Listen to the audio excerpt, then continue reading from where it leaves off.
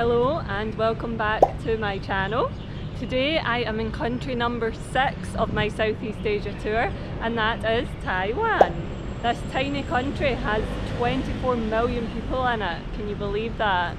But right now I'm in the capital, which is Taipei, so I will show you what there is to do here and maybe give you some inspiration to come here because it's so cool so far.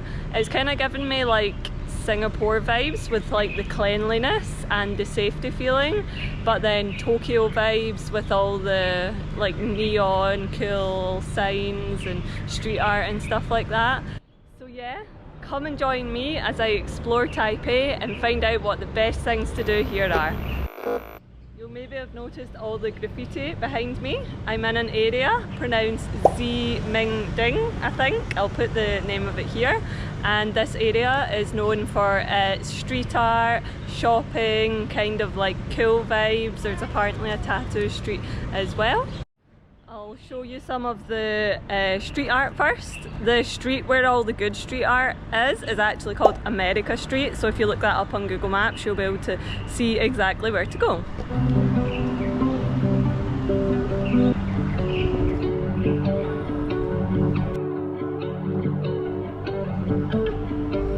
How cool. This is an arcade.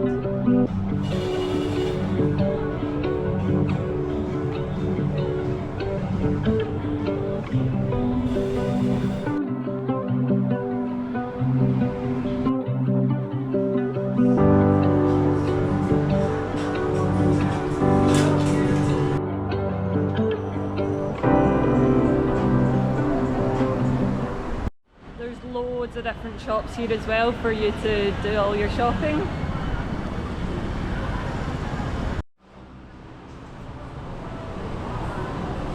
They've got a big Mac store, they've got Croc shop, however you spell this bag. They've got a Quicksilver shop, they've got a Uniqlo shop here as well. Here's a Nike store as well. So yeah, they have loads of shopping options here.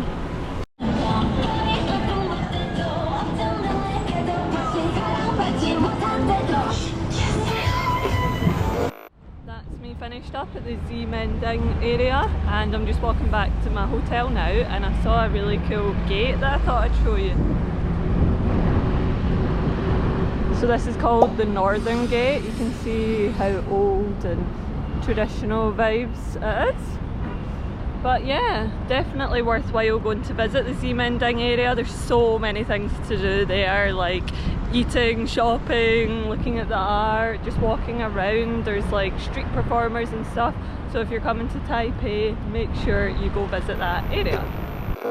Another popular thing to do in Taipei is a free walking tour. I'm about to go on one in the next 15 minutes with a company called Tour Me Away. I'll put the link up here just so you know if you want to do that yourself. It's actually a temple tour we're going on today. So I think we're going to see the famous old temple called the Longshan Temple, and then there's a few other things included. So yeah, it's a free walking tour, but you always kind of give a tip, don't you? Unless I guess they're terrible, but I'm sure they won't be because this tour company has really good reviews. So let's see what this tour is all about. Taiwan's island of sweet potato. Okay, because we produce a lot of sweet potato, and the shape of island also look like sweet potato. Yeah, exactly.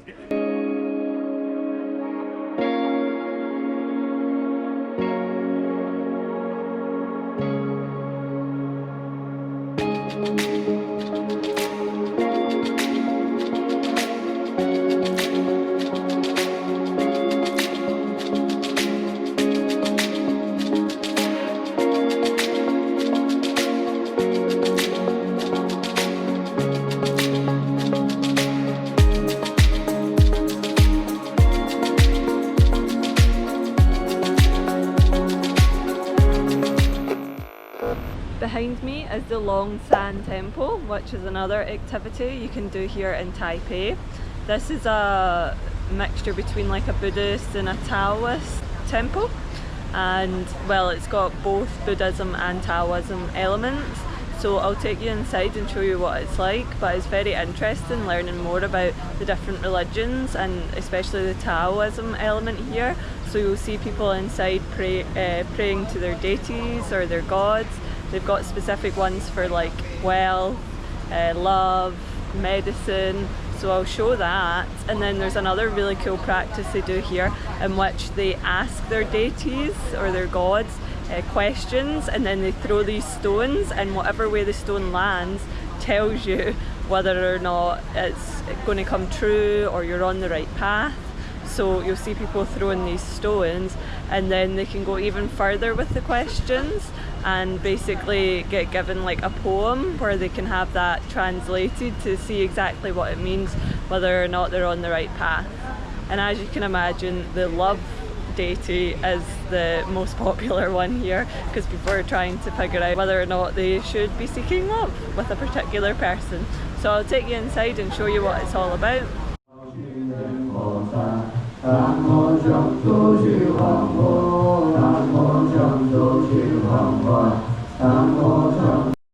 You'll have seen from the previous clip there that there's loads of people worshipping to the main deity. That's what you could see inside, and they were chanting and stuff. But I'll take you to show you all the different deities and what they mean. So this is the deity of medicine.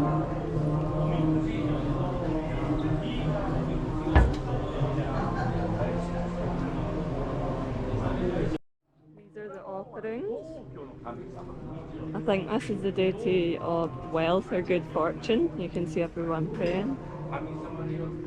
And then, as I said previously, the most famous or the busiest one is the deity of love. You can see lots of people praying here for good fortune and love, I guess. So these bricks are known as moon blocks, and you basically use them to ask the gods questions.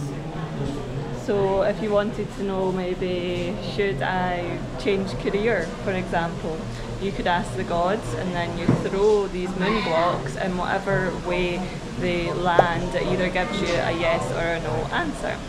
So I'll insert here what yes, no, or they're unsure. You need to be more specific with your answer. I'll let you know what that is.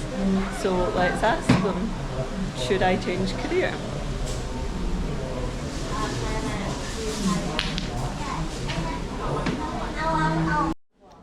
According to the meaning, that is a yes. So if you get a yes answer, you can then go choose a stick of a specific number and get to know more about what the gods are telling you. So you then choose a stick.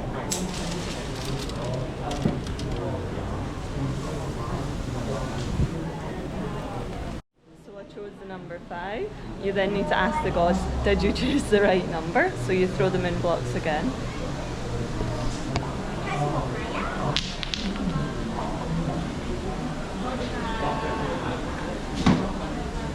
And that means yes.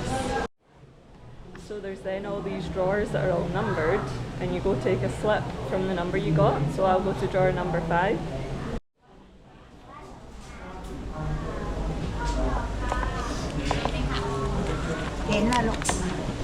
So I've taken a slip from drawer number 5. It's all in Mandarin though, so I'll use Google Translate to kind of see what it is, but they're all different poems, so they're kind of metaphorical, and you need to, I guess, work out what the poem's telling you. Hopefully you could hear what I was saying inside. It was really busy, and there was some kind of chanting ceremony going on. But this is a slip that I got from the drawer. So I have gone into Google Translate and translated it. So you can't really see the screen on my phone, but I'll insert up here a screenshot of what the poem says.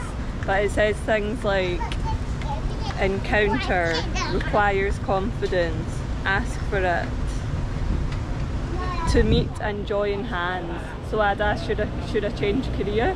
So maybe this poem's saying, or the gods or the deities are saying, you need to have more confidence. Maybe you need to ask for it. It's not just going to come to you. You need to go out there and work work hard, ask people and make it happen basically, rather than just letting it come to you. So yeah, there's also apparently like in the metro station next to the temple, there's like fortune tellers that you can go to with these sheets of paper, and they'll help you understand even further what it means, because that's just me taking the translation and putting my own spin on it. So you can go even further and ask them. But they literally ask the gods anything. Should I date this person? They might ask for good health, good wealth, anything at all they can ask the gods and get an answer for. So it's really, really interesting, like learning about these different religions. It's very different to, say, Christianity back in the UK, or the other religions that I've encountered over here in Southeast Asia. So yes, if you are in Taipei, make sure you come to this temple and you can ask the gods any question you want to and experience this. I think just by seeing how many people inside are doing this tradition, it shows just how popular it is and how embedded in the culture it is, which is really special. Another thing you can do in Taipei is take a day trip to what's called the Pinxi line. I think that's how you pronounce it. It's basically an old train line, kind of similar to Hanoi, the train line, where there's the markets along the track and then the train comes along right next to them. Is a place called Hutong Cat Village, and as it says on the tin, the cats rule here. There's lots of different cats, so we'll see how many we can find.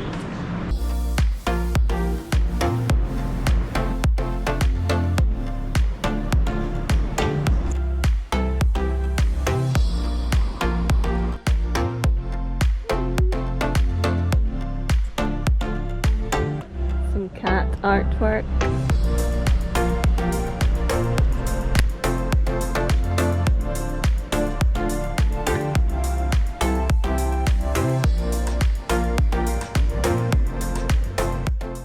To be honest, I'd say this place is a bit of a tourist trap. Like, there's a handful of cats. Maybe if you're really into cats, you'd like to go and visit, and you can feed them and stuff. But it's mainly just like lots of different cafes and then like a handful of cats that you can feed. To be honest, you can see that anywhere. So yeah, I maybe wouldn't recommend stopping here unless you're a really big fan of cats. I'm now at the most famous stop on the Pinxi line, which is called Shifen. This town is known for lanterns. People set off lanterns here, which looks really nice. There's also a waterfall nearby, so I'll check how far away it is and maybe I'll go see that.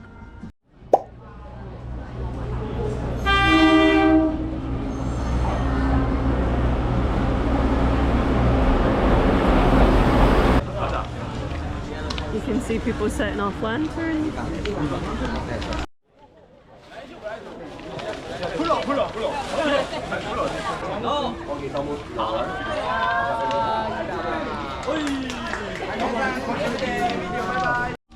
You'll have seen in that last clip the lanterns being set off on the train line.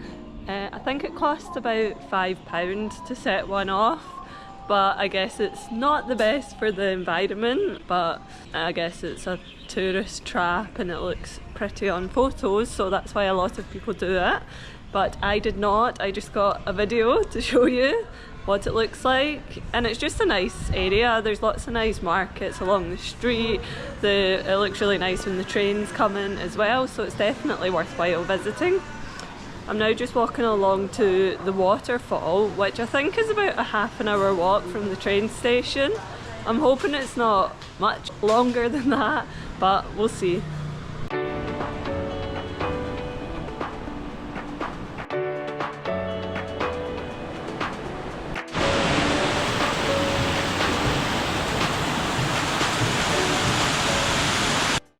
And I've arrived at Shifen Waterfall. Apparently it's the Niagara Falls of Taiwan. Definitely not quite as big, but I'll show you what it looks like.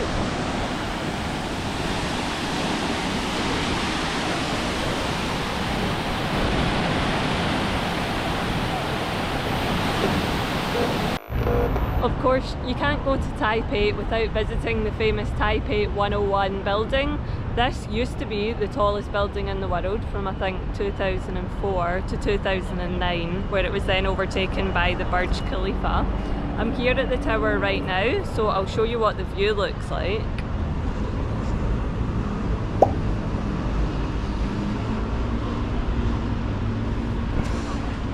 I guess you don't get the best view of any skyscraper right underneath it, so I'm going to head to Elephant Mountain now, which I think is about a 20-30 minute walk, and you're meant to get an amazing view of the Taipei 101 plus the skyline in Taipei as well, and this is a free activity.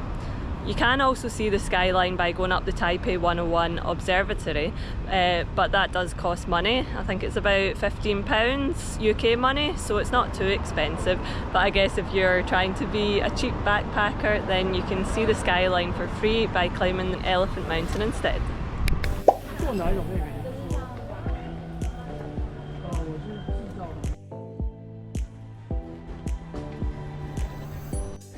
Excuse the sweatiness, but you do get a much better view of Taipei 101 from up Elephant Hill. I'll show you what it looks like.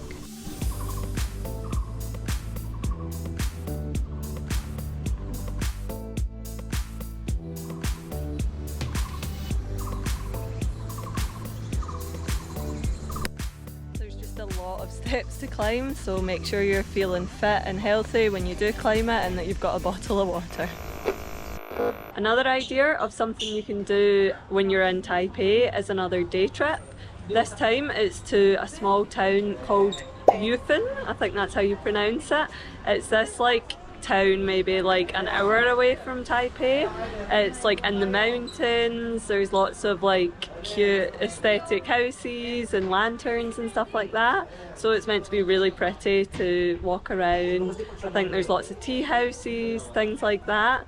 I've just arrived here off the bus and already the view is so good because we're just actually right next to the coast, so there's a beautiful view of the coast. I'll show you what it's like.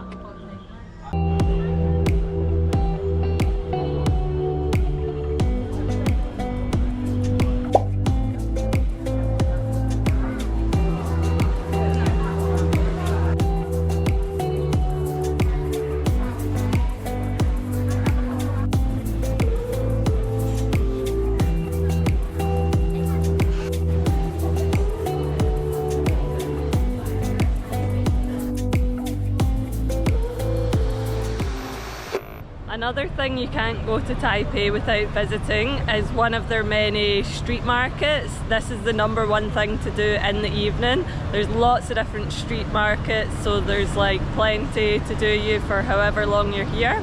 But tonight I'm at the Taipei night market. Again, apologies if that pronunciation is wrong. I think it's the oldest night market here, and there's a few places that have like Michelin bib gourmet, I think it might be called, recognition. So yeah, let's go try some food.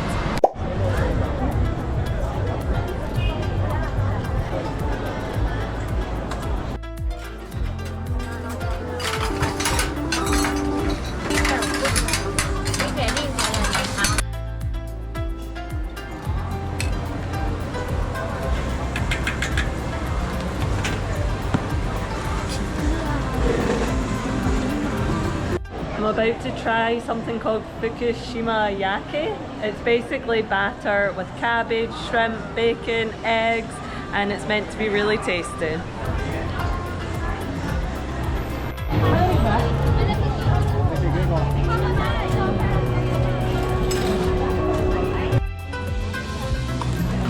The next thing I'm going to try is called a pepper cake.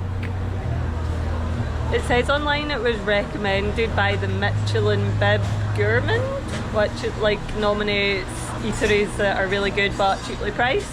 So I'll tuck into this and let you know how good it is.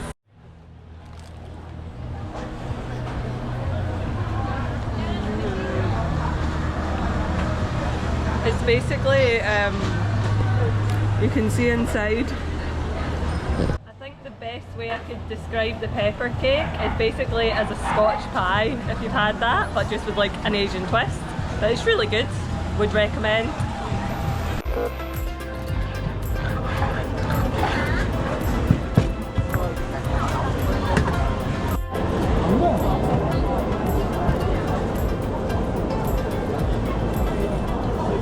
And then, of course, there's always room for dessert.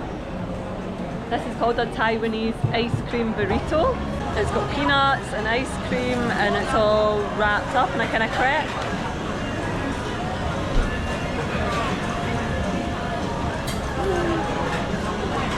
Bit weird. The ice cream also tastes like mochi, if you know what that is. But cold version, it's a bit weird. It's okay. That's me just finished up at the night market there. I'm very full now, but I think I might just bring this video to a close here. Hopefully you've really enjoyed this video, and hopefully this has given you some inspiration to perhaps explore Taipei yourself in the future. I do think there's so many different things to do here in the city itself, and then because of the really good transportation network, there's so many cool day trips you can do to nearby national parks and other kind of smaller villages. So yeah, let me know in the comments if you've been to Taipei or if you're planning on going, and let me know what you've been up to as well. And if you like this video, please give it a thumbs up, and if you've not already, then please subscribe to my channel. I'll catch you on the next one. Thank you, bye!